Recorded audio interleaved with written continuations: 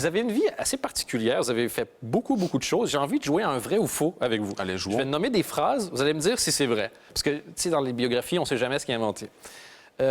En Angleterre, on vous vante souvent comme étant le premier ventriloquiste radiophonique. Est-ce que c'est vrai que vous avez fait de la ventriloquie à la radio et qu'en Angleterre, on vous en parle tout le temps? Oui, c'est un concept qui fascine. Je l'ai fait ici en Belgique dans le cadre du jeu des dictionnaires. Ouais. Vous étiez là pendant 7 ans, 2004-2011? Oui, c'est ça. Donc je trouvais que c'était amusant de faire de la ventriloquie en radio puisque personne ne peut voir que j'étais pas ventriloque. Ce qui est plutôt. Vous avez été copié depuis ou votre génie reste incompris? Je crois que j'ai été copié malheureusement par les Américains. Oui. Vraiment? Oui, j'ai vu sur Internet un gars qui faisait ça. Mais en fait, j'ai arrêté la ventriloquie en radio parce qu'il y a commencé à avoir des caméras partout en radio. Donc on voyait la supercherie.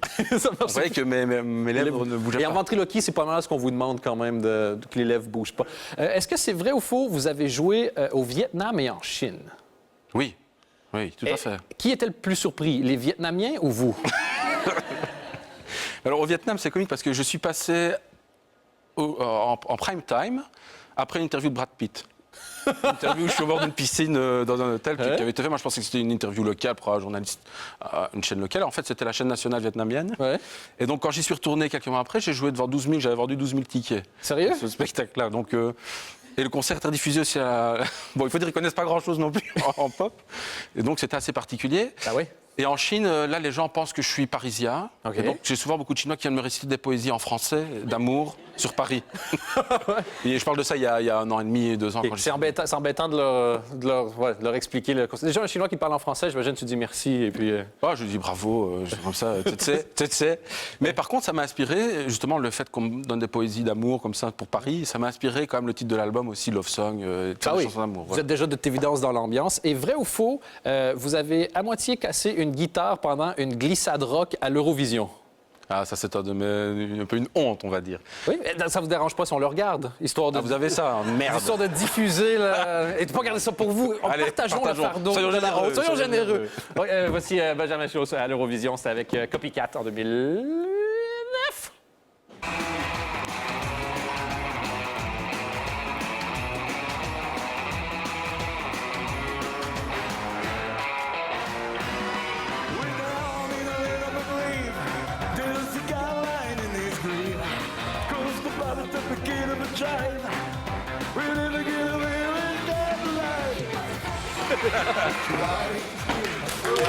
Mais le réflexe du live, déjà avec un solo qui donne tout, et la rockstar qui...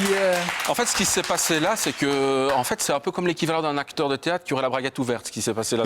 Ah oui, c'est... C'est-à-dire que ça faisait rock, je trouvais. Oui, c'est rock, mais c'est-à-dire que c'est pas prévu, c'est que la sangle de la guitare a lâché pendant que je faisais mon solo. Ouais. Donc j'ai dû tenir la guitare comme ça, et on voit d'ailleurs qu'elle tombe. Et donc, pour une fois qu'il y avait 100 millions de personnes qui regardaient mon solo, il fallait évidemment que la sangle lâche, quoi. Et à quelque part, quel pourcentage de la responsabilité de la défaite de la Belgique on peut vous attribuer? Je pense que, mais j'en suis pas sûr, vous qui êtes un peu de la chaîne ici, je pense qu'ils nous ont choisis pour qu'on perde.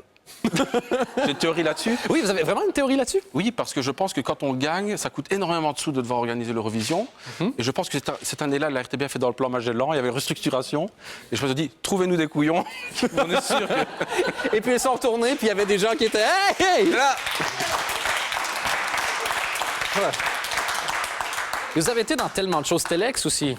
Ah, j'ai pas été dans Telex, mais j'ai travaillé avec Michel Mours. Ouais, de Telex, de Telex, oui. Et qui, dans tous les gens qui vous avez travaillé, vous a impressionné le plus? Oh, il y a beaucoup de gens qui m'impressionnent, mais en tout cas, c'est plutôt de l'admiration que de la... Quand on travaille. Ouais. Voilà, ça travaille entre personnes. J'ai beaucoup aimé travailler avec Laetitia Sadier, du groupe Stereolab. Avec Chrissy Hynde, ça, c'était quand même quelque chose. C'est amusant l'anecdote parce qu'elle est venue au studio à Londres et elle a foutu dehors le propriétaire du studio parce qu'il a voulu prendre... Il a foutu le camp, alors que c'était chez lui, le gars. Et le gars a foutu le camp? Oui, il est parti manger un hamburger pendant ce temps-là. Ah, ben c'est quand même assez impressionnant, son énergie, de se foutre en dehors de chez soi. Effectivement, moi aussi, je crois que je serais un peu impressionné par la fille.